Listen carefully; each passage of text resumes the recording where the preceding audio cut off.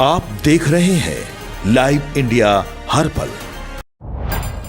नमस्कार, आप देख रहे हैं लाइव इंडिया हर पल। मैं हूं आपके साथ रेखा मिश्रा। बिहार में इस साल चुनाव है और चुनाव से पहले जो है वो महागठबंधन की एकजुटता भी नजर आ रही है और वोट चोरी को लेकर के उनकी जो यात्रा है वो लगातार बिहार के अलग अलग जिलों तक पहुंच रही है। सबसे बड़ी बात है कि अब इस यात्रा में को प्रियंका गांधी और रेवंत रेड्डी का भी साथ मिल चुका है, जिसको लेकर के राजनीति और ज्यादा चरम पर है। राहुल गांधी, तेजस्वी यादव और महागठबंधन के अन्य नेता मुकेश सहनी भी जो है वो लगातार इस यात्रा में शामिल हो रहे थे। वोट चोरी को लेकर के जनता को उनकी ओर से जागरूक किया जा रहा है और बताया जा रहा है कि कैसे इस यात्रा में जनता का प्यार और समर्थन उन्हें मिल रहा है।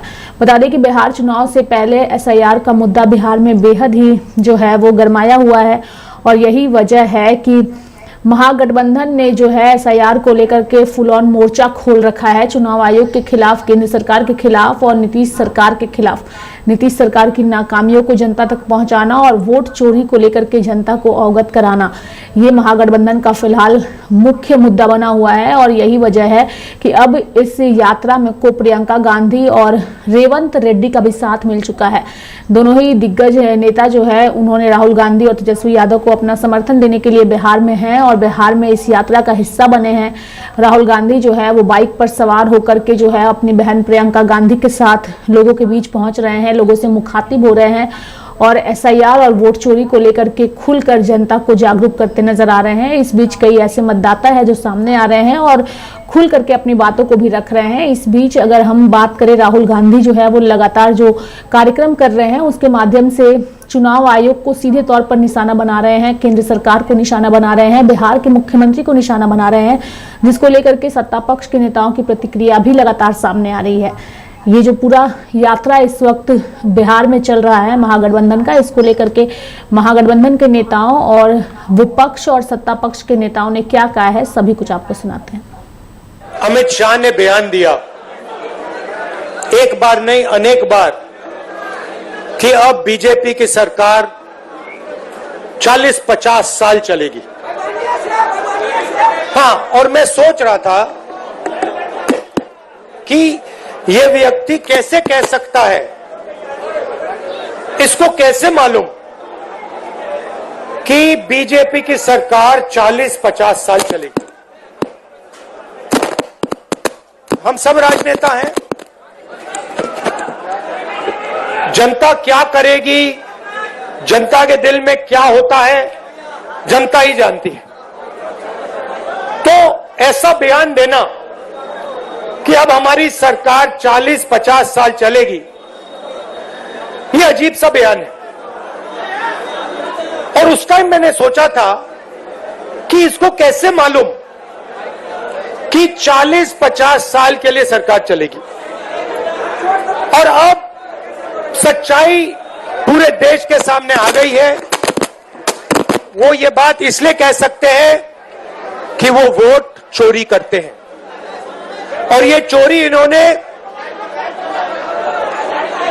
अभी नहीं चालू की। मैं आपको बता रहा हूं, एक दिन ये आएगा बाहर। ये चोरी सालों से हो रही है। ये चोरी गुजरात में पहले शुरू हुई, उसके बाद 2014 में नेशनल लेवल पे आई, उसके बाद चुन चुनकर ये लोग स्टेट जीतते हैं और हरवाते हैं। और ये बात मैं नहीं कहता था क्योंकि मेरे पास सबूत नहीं था, क्योंकि मैं आमतौर से ऐसे मंच पर मैं झूठ नहीं बोलता हूं। मैं वही बोलता हूं जो सच है, जिसके बारे में मुझे पूरी जानकारी है। इसलिए मैंने बहुत सालों, मुझे लगा और आप सबको भी लगा, मुझे लगा कि कुछ ना कुछ गड़बड़ है। मगर हम जिम्मेदार राजनेता हैं, तो मैंने कहा जिस दिन तक सबूत नहीं मिलेगा उस दिन तक मैं खुलकर नहीं कहूंगा कि वोट चोरी हो रही है। और फिर क्या होता है, महाराष्ट्र और हरियाणा के चुनाव आते हैं, सबसे पहले डेट बदल देते हैं चुनाव की डेट बदल देते हैं। जो इलेक्शन कमीशन को चुनने का तरीका है, मैं मोदी जी के साथ बैठा हूं, मैं आपको बताता हूं चुनने का क्या तरीका है। चुनने का तरीका है, प्रधानमंत्री डिसाइड करता है इलेक्शन कमिश्नर कौन बनेगा। वहां पे विपक्ष के नेता को बैठा देते हैं, वो सीधा कहते हैं भैया हमें लग रहा है कि इस आदमी को बनना चाहिए, विपक्ष का नेता रोक नहीं सकता। फिर 2023 में, भैया शांत हो जाए, 2023 में बीजेपी ने एक नया कानून बनाया। क्या था कि इलेक्शन कमिश्नर पर कोई केस नहीं लगाया जा सकता है। आप सोचिए, हिंदुस्तान के सब नागरिक पर केस लगाया जा सकता है। आप कुछ गलत करो, पुलिस आ जाएगी, एफआईआर हो जाएगा।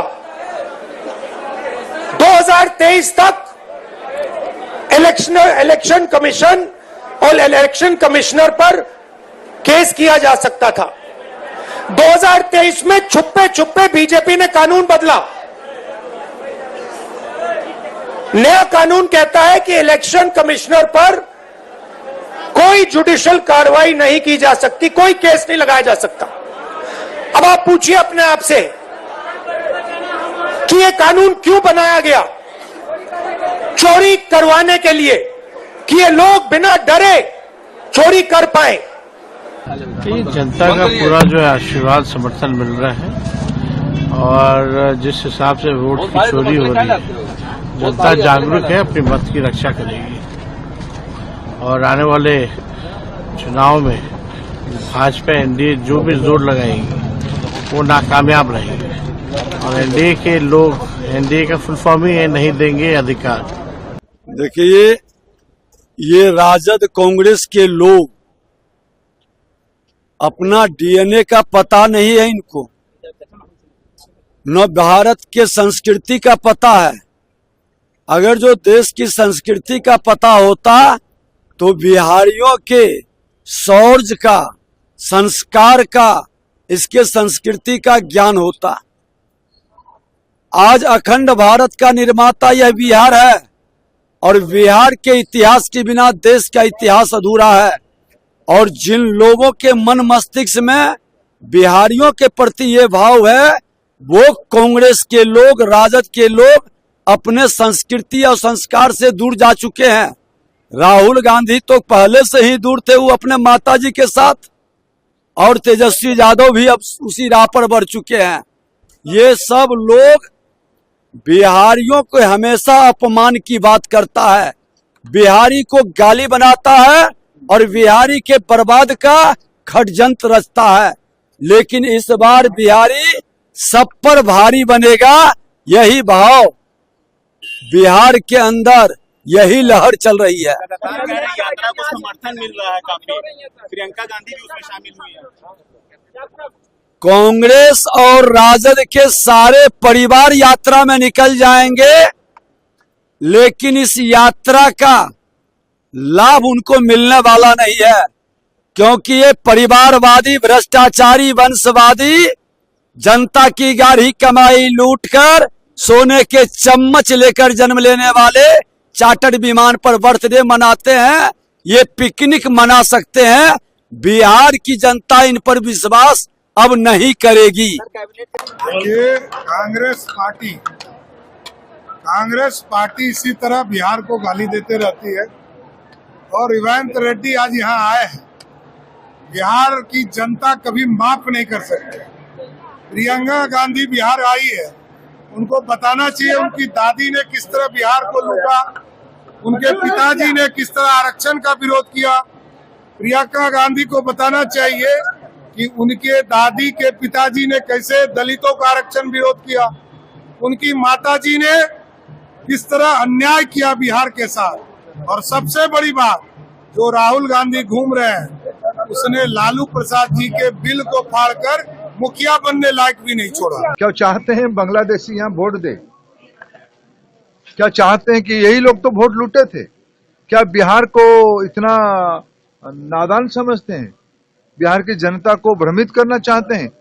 जो दो लोग घूम रहे हैं बिहार की गली गली में, यही लोग सामंतवादी लोग और अराजकता फैलाने वाले लोग, इन्होंने दशकों तक गरीबों को वोट देने नहीं दिया। गरीबों को वोट केंद्र तक पहुंचते पहुंचते पता चलता था कि वोट किसी ने दे दिया उनको। बम बंदूक के आधार पे वो वोट करते थे। ये कौन लोग है बिहार नहीं जानता है। ये लोग संविधान के प्रति इनकी लेस मात्र भी भरोसा नहीं है, इनके पास कोई जनाधार बचा नहीं है। बार बार हारने की हताशा से ये भारत की संवैधानिक व्यवस्था को तोड़ने में उमाद है। कितना फर्क पड़ेगा? जनता बिहार की बहुत सजग जनता है। ये झूठा है। इस राहुल गांधी पूरे नकली गांधी परिवार है। हाँ, 50 साल रहेंगे, काम के बल पे रहेंगे। 27 करोड़ गरीबों को आज तक आपके दादी से लेकर के आपने निकाला क्या? काम के बल पे 50 साल रहेंगे।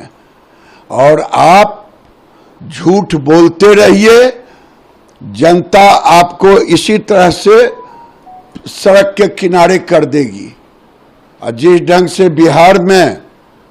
बिहार को गाली देने वालों को, हिंदुओं को गाली देने वालों को, स्टालिन को और तेलंगाना के मुख्यमंत्री को जमा कर रहे हैं, या तो आप माफी मांगिए, नहीं तो इसका खामियाजा आने वाले चुनाव में भुगतना पड़ेगा। राहुल जी हैं, प्रियंका जी भी हैं, तेजस्वी जी का साथ देने के लिए आए हैं।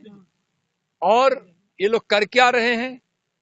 जिन जिन नेताओं ने देश भर में बिहारियों पर और बिहार के डीएनए पे जिसने सवाल खड़ा किया हो, अब शब्दों का प्रयोग किया हो और बिहारियों के डीएनए पे ही सवाल उठाया हो, तो आज वैसे नेताओं को बुलाकर तेजस्वी जी माला पहना रहे हैं, उनका स्वागत कर रहे हैं। बिहारियों के डीएनए पे सवाल उठाने वाले नेताओं को बुलाकर बिहार में सत्कार करने वाले तेजस्वी जी, राहुल जी, बिहार की जनता आपको सबक सिखाएगी। आने वाले 2025 बिहार विधानसभा के चुनाव में आपका सुपड़ा साफ कर देगी। देखिए, मैं राहुल गांधी जी का हिम्मत को दाद देता हूँ। चोरी करो और सीना चोरी करो, चोरी करना और फिर सीना चोरी करना। बिहार को उनकी मुख्यमंत्री रेवंत रेड्डी गाली देंगे क्योंकि बिहार की नौजवानों की डीएनए गलत है, खराब है, और फिर आके उनके साथ ये उनको लेके तो बिहार में घूमेंगे क्या वोट चोरी हो रहा है। कांग्रेस पार्टी दशकों तक बिहार समेत अनेक राज्यों की गरीबों की वोट को लूटा था। आज प्रधानमंत्री नरेंद्र मोदी जी के नेतृत्व में गरीबों की, पिछड़ों की, वंचितों की ताकत बढ़ी है। इससे वो पराजित बार बार कांग्रेस पार्टी होने के कारण ये भय उनको चिंता में डाला है। उस भय से वो एक अनाप शनाप प्रकल्प बात कर रहे हैं। मैं राहुल गांधी और प्रियंका गांधी को कहता हूँ वो माफी मांगे बिहार की जनता को, बिहार को अपमानित करने के कारण। फिर 60 साल इन्होंने कैसे चोरी सरकार चला ली? देखिए, लोकतंत्र, जनादेश, संविधान, ये शब्द बार बार राहुल गांधी दोहराते हैं। दरअसल कांग्रेस के शब्दकोश में ये शब्द है ही नहीं है। इतिहास को इतने गहरे जख्म नेहरू गांधी परिवार ने दिए हैं। संविधान की निर्मम हत्या, लोकतंत्र का गला घोटना, जिस तरह से देश पर आपातकाल थोपा गया, यंत्रणाएं लाखों लोगों को दी गई, गिरफ्तारियां हुई, प्रेस की आजादी छीनी गई और न्यायपालिका के पर कतरे गए। अब वो पार्टी कहती है वोट चोरी। स्थितियां अगर वो नहीं समझ पा रहे हैं, बिहार में वो आरोप इसलिए लगा रहे हैं कि उनको पता है कि बहुत ही फीसदी प्रदर्शन उनके गठबंधन का होने जा रहा है। जब 225 सीटें हम जीतेंगे तो अपनी हार को सही ठहराने के लिए, गलत ठहराने के लिए वो अभी से तो आपने देखा कि SIR को लेकर के बिहार में फिलहाल जो है वो घमासान जो है वो देखने को मिल रहा है और वोट चोरी को लेकर के महागठबंधन की जो यात्रा है लगातार जारी है, जहां महागठबंधन के नेता इस बात को जनता के बीच रखने की कोशिश कर रहे हैं कि वोट चोरी करके चुनाव आयोग और केंद्र सरकार जो है वो आप सभी को ठगने का काम कर रही है। वहीं दूसरी ओर भाजपा के नेताओं का और NDA के नेताओं का कहना है कि इससे जनता को कोई फर्क नहीं पड़ता है, क्योंकि जनता महागठबंधन के असली चेहरे को पहचान चुकी है। आने वाला वक्त तय करेगा कि बिहार विधानसभा चुनाव में किस तरीके का माहौल जो है वो बिहार में नजर आता है, लेकिन फिलहाल ये माहौल बेहद ही गर्म नजर आ रहा है। मेरे साथ फिलहाल अभी के लिए इस खबर में इतना ही। आप देखते रहिए लाइव इंडिया हर पल। नमस्कार।